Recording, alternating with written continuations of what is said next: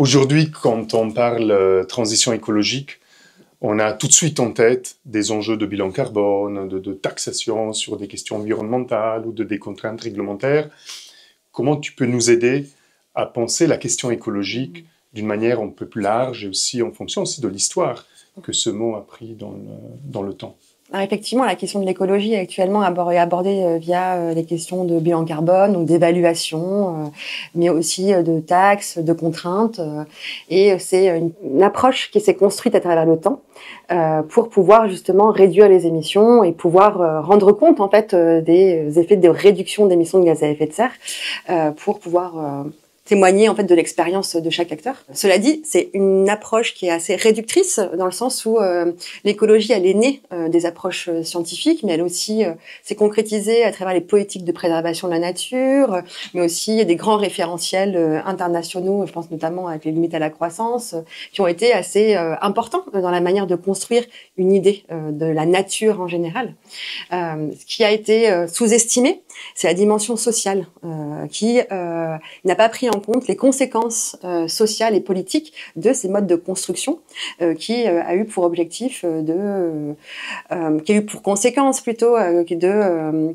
créer d'exposer des populations les plus pauvres aux externalités environnementales, aux pollutions, mais aussi d'être face à un cumul d'inégalités liées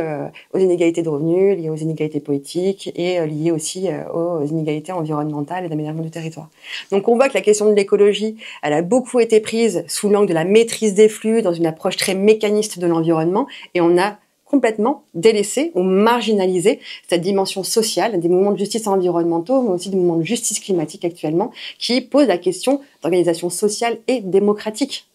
Quel développement on veut pour demain? Et à l'heure actuelle, où on est en pleine situation d'urgence climatique, il est vraiment fondamental de pouvoir reposer la question écologique d'un point de vue social et démocratique pour ne pas renouveler les formes d'injustice sociale liées à l'accès à l'eau, par exemple, de poser la question du partage de l'eau, mais aussi de pouvoir reposer le rapport au non-humain, le fait qu'on appartient à un même milieu, qui est vraiment le sens, je pense, important des questions environnementales aujourd'hui. Tout à l'heure, dans ton exposé, tu as beaucoup insisté sur l'importance de la mise en récit, aussi comme modalité de production de nouveaux savoirs, peut-être en mettant à distance cette rationalité plutôt du calcul ou d'un certain fonctionnalisme, mécanicisme des choses. Et donc, la mise en récit, on peut l'entendre aussi comme la production de nouveaux imaginaires, on en parle beaucoup, mais aussi de nouveaux savoirs qui permettent aussi d'outiller l'action. Est-ce que tu peux revenir en fait sur qu'est-ce que tu mets derrière cette importance de passer par le récit? Alors le récit, et je trouve c'est une manière de pouvoir raconter en fait la trajectoire d'un territoire et de pouvoir raconter la trajectoire d'un territoire avec le passé, le présent, le futur et de pouvoir être vraiment dans une démarche qui permet d'avoir cette propre subjectivité et réflexivité en fait vis-à-vis de la manière par laquelle la dégradation de l'environnement, l'urgence climatique qui s'est accélérée, c'est aussi accompagné d'une dégradation progressive des conditions de vie dans les pays du Nord et dans les pays du Sud, à la fois dans les effets des rapports Nord-Sud de colonisation, mais aussi au sein même de nos territoires en France, où on voit qu'il y a effectivement entre tout développement industriel, la gestion de plus en plus importante sur les ressources naturelles, que ce soit les forêts, mais aussi la question de l'eau, des fleuves, ça a un impact en fait sur la manière de pouvoir vivre aujourd'hui. Et en termes d'urgence écologique et de situation sociale et politique et économique assez tendue, on voit que finalement, on est dans un cumul de contraintes qui nous oblige finalement à devoir retracer cette histoire-là de manière à pouvoir recréer des nouveaux imaginaires. Et se désarmer, mais c'est pas le mot, mais d'un imaginaire qui a été très colonisateur ou au moins très extractiviste des ressources. Et du coup, c'est vrai de pouvoir passer d'un récit qui est basé sur la maîtrise et l'exploitation des ressources naturelles à un récit qui permet de pouvoir associer satisfaction des besoins essentiels, développement territorial local et épanouissement démocratique. C'est vraiment, je pense, quelque chose qui permet de pouvoir se projeter. Et d'autant plus que l'identité sociale de notre société aujourd'hui, elle se définit à travers notre situation sociale, mais aussi notre appartenance à une catégorie sociale détentrice de biens de consommation. Et comment, à un moment donné, on permet d'avoir une diversité de savoirs qui permettent de pouvoir associer au savoir scientifique des savoirs du quotidien, mais aussi des pratiques qui sont en train d'émerger et de soutenir en fait ces changements qui sont en train d'avoir lieu. Peut-être qu'il s'agit moins de créer du nouveau en partant d'une feuille blanche ou en allant chercher dans des pays très lointains des expériences, mais c'est peut-être aussi d'appréhender autrement un déjà là,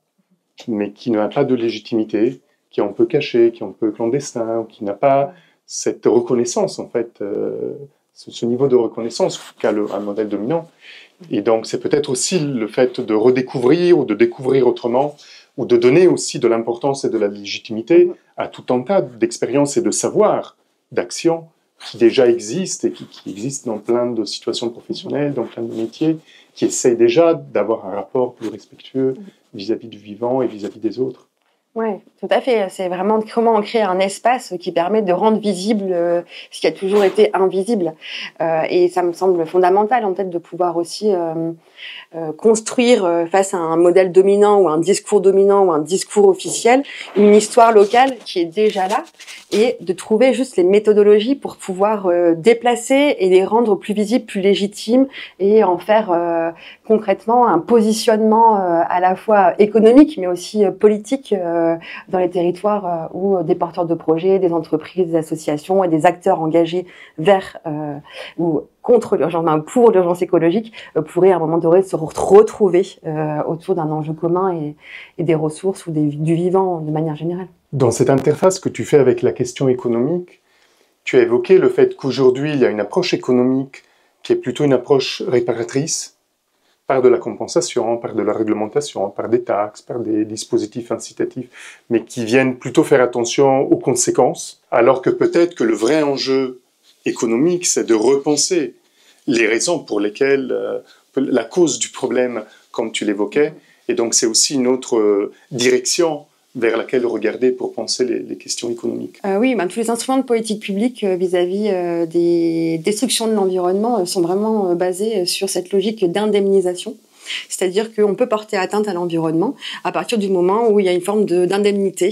qui va être versée au territoire, aux communes, mais aussi aux personnes individuelles. Or, en fait, à partir du moment où on a porté atteinte à l'environnement, qu'on a porté atteinte au territoire et qu'on a porté atteinte aux individus, le mal est fait et le préjudice est déjà réalisé. Par contre, s'interroger sur les causes qui amènent à avoir ces conséquences permet, je pense, de pouvoir reposer la question du sens de la responsabilité. La responsabilité politique vis-à-vis des autres, mais aussi vis-à-vis de la planète en général, et se dire, mais à quoi nous tenons ? Et quel est le sens de vouloir prendre soin, en fait, plutôt que d'être dans une logique de réparation et de destruction. Et ça, c'est là où je pense que c'est un triptyque pour moi, où j'ai un sentiment que dans les politiques environnementales, on a toujours été sur ce souhait de vouloir à la fois de donner le droit de détruire notre environnement et en même temps de toujours être dans on va pouvoir indemniser. Or, la logique financière ne permet pas de réparer l'irréparable. Et à un moment donné, il faut pouvoir aussi restituer, je pense, cette histoire et en prendre connaissance et prendre les apprentissages nécessaires pour aller de l'avant, pour mettre au cœur de la décision ce à quoi nous tenons. Et dans ta conférence, tu faisais le lien aussi avec la question de la valeur. Comment toutes ces questions de responsabilité, de sens, de projet aussi, de société, réinterrogent la question fondamentalement économique de la valeur. Est-ce que les humanités environnementales traitent aussi de cette question ? Les humanités environnementales, elles font un pas de côté vis-à-vis de cette question de la valeur, parce que finalement, la valeur, la valeur de la nature, par exemple, a toujours été abordée sous un angle esthétique. Soit on a une valeur esthétique utilitariste, soit on a une valeur instrumentale, et d'autres valeurs qui sont culturelles. Ce qui est intéressant avec les humanités environnementales, c'est qu'elles posent vraiment la question de l'attachement et des relations à. Donc c'est comment on pense cette question de la valeur, non pas en même temps dans un jugement extérieur qu'on va pouvoir poser sur la nature, mais comment on va pouvoir qualifier la relation qu'on a avec notre environnement et avec notre milieu de vie. Et qu'est-ce qui nous donne la possibilité d'agir dans une orientation ou d'une autre. Du coup, ce qui est mis en discussion, c'est pas tant que ça la valeur en tant que telle, au sein de la philosophie occidentale, oui, mais pas en tant que ça la valeur, mais c'est la relation d'interdépendance et de responsabilité qu'on construit dans le futur avec tous les autres autour de nous et puis la nature en général. Ta conférence était suivie aussi par un moment de débat, de questions avec les discutants d'Athémis, de l'Institut, avec la salle, les participants. Tu repars avec quoi? Qu'est-ce que ça t'a donné aussi comme nouvelles idées, nouveaux questionnements, des réflexions? Alors, je repars avec deux choses, je pense, même trois peut-être. Donc, une première chose, c'est vraiment pouvoir être sur des approches ou sur des types d'activités ou des types d'enjeux qui sont très localisés.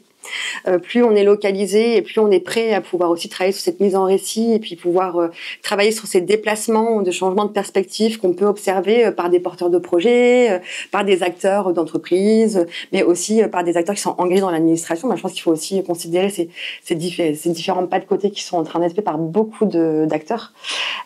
Et ça, je pense que c'est quelque chose qu'il faut pouvoir entendre et que ça modifie les modèles économiques, que ça modifie l'approche de l'économie comme un geste politique et qui pourrait potentiellement permettre de créer finalement des écosystèmes résilients au niveau très localisé. Donc moi, je retiens vraiment cette approche des pratiques très localisées, de la subjectivité aussi qui vient s'exprimer à travers le sentiment des affects, le sentiment d'appartenance et de compréhension des relations en fait humaines qui sont autour d'un projet et qui font partie des projets. Je retiens aussi des questionnements qui sont apparus, qui datent des années 70, qui m'ont interpellée sur justement la difficulté aussi de pouvoir se dire qu'il faut pouvoir donner reconnaître l'existence des non-humains autour de nous ou des vivants, sans pour autant tomber dans une forme d'égalité, parce que Arne Naess parlait d'égalité biosphérique, mais vraiment de pouvoir considérer que on est responsable en fait, et c'est cette responsabilité politique qui est importante dans la définition d'une orientation économique vis-à-vis des enjeux actuels. Et ça, c'est quelque chose qui m'a surpris et que j'ai beaucoup apprécié aussi de pouvoir y répondre et qui était nécessaire de répondre pour évacuer tout ce sentiment d'immoralité en fait, alors que justement le fait d'aborder cette question de la relation à la nature, ça invoque de fait un sentiment de démocratique et de responsabilité et de pouvoir créer les conditions d'en parler. Donc ça, c'est quelque chose que j'ai apprécié, et puis de voir aussi comment chacun pouvait apporter des outils juridiques. On va parler des droits de la nature, il y a des personnes qui ont parlé de la personnalité juridique, c'est des choses qui sont en train d'émerger en ce moment et sur lesquelles on travaille aussi à Zoën. Donc du coup, c'est vraiment quelque chose qui m'a intéressée de pouvoir observer. Et puis, je terminerai sur un dernier point, c'est que quand vous m'avez invitée, je me suis questionnée en fait sur la manière avec laquelle ces enjeux-là pouvaient apparaître. En fait, j'ai été surprise, en fait, moi-même en travaillant, de voir que cette question de la valeur qui fait partie de moi, je l'avais vue de mon point de vue de philosophe en philosophie environnementale, qu'elle était traitée différemment par l'EFC via l'utilité sociale, et qu'en fait, à un moment donné, j'ai l'impression qu'on se retrouve sur le fait de vouloir dépasser les approches ou aller encore plus loin dans la manière de pouvoir appréhender des nouvelles méthodes et récits qui laissent totalement une place aux vivants. Et je pense que c'est l'enjeu de demain.